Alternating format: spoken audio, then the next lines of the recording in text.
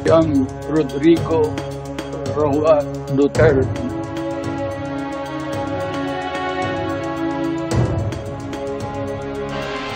Pinaplansya ng kampo ni dating Pangulong Rodrigo Duterte ang kanyang magiging legal team at mga hakbang bago ang pagbabalik niya sa pre-trial Chamber 1 ng International Criminal Court sa Setyembre. Para sa latest sa The Netherlands, nakatutok live si Marie Zumali. Evan, ako na Morgan muli mula rito sa The Hague, The Netherlands. Kahinahunan nga sa gitna ng mga kilos protesta.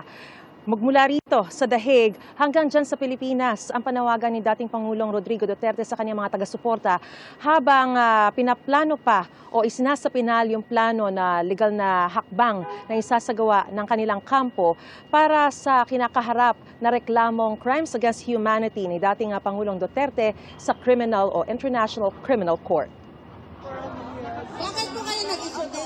Nagtipon-tipon kahapon sa International Gay Monument sa Lon Van Regan and Gorbachev dito sa The Hague, The Netherlands, ang mga taga-suporta ni dating Pangulong Rodrigo Duterte mula sa iba't ibang bahagi ng Europe.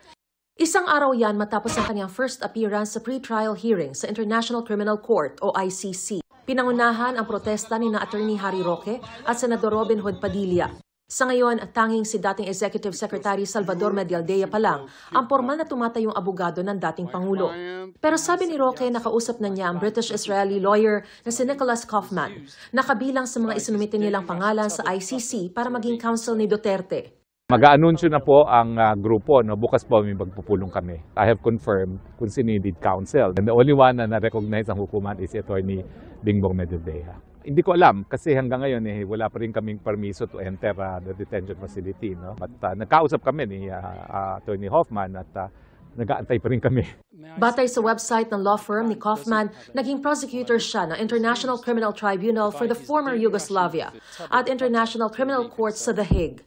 Sabi ni Roque, pinaplano nilang questionin ang jurisdiksyon ng ICC bago pa ang nakatakdang susunod na hearing sa September 23. Naghahanda na kami ni VP Sara isang taon nang nakakalipas. Okay?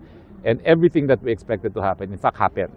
So meron kaming contingency for everything that has happened. Sa September 23, nakatakda ang confirmation of charges hearing para malaman kung may sapat na ebidensya na nagpapakitang may substantial grounds na nagawa ng suspect ang mga akusasyon.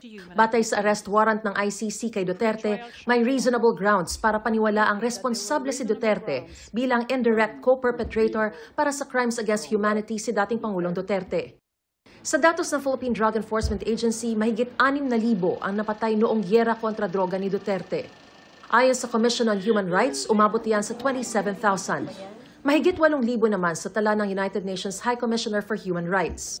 Sa reklamong pinahaharap kay Duterte sa ICC pre-trial chamber, ang isinama lang ay yung di bababa sa 24 na napatay mula 2016 hanggang 2019 noong war on drugs ng Administrasyong Duterte. At di bababa sa 19 na napatay noong 2011 hanggang 2016 sa pamamagitan ng Davao Death Squad.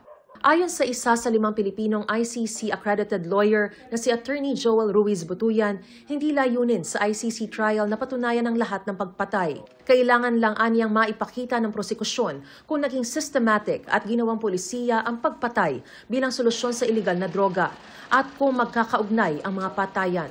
Widespread and systematic papakita yon. Mag-represent taho sila ng mga sample incidents that will prove na talagang ginawang pulisiya yung pagpatay bilang solusyon sa illegal drugs. Yung prosecutor po ibibigay kay former President Duterte yung ebidensyang gagamitin laban sa kanya sa trial. Malaking pribilehyo sa kanya kasi sa atin dito sa Pilipinas walang ganon. Yung prosecutor, napaka-fair ho yung mangyayaring trial.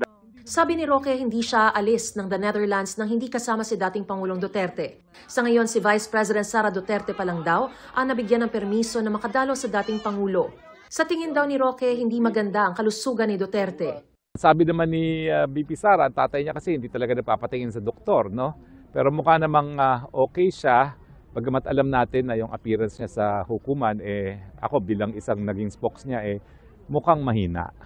At napapansin ko rin yung pananalita niya mukhang nagka-crack yung kanyang boses, no? At mukhang hard of hearing din, no? Dahil may ilang mga pagkakataon na pinaulit niya yung tanong.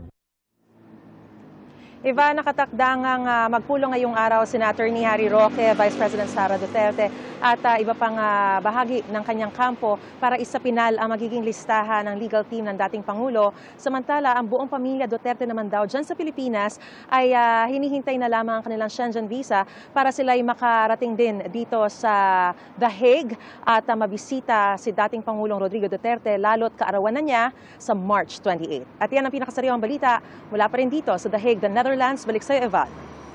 Maraming salamat, Marie Zumali.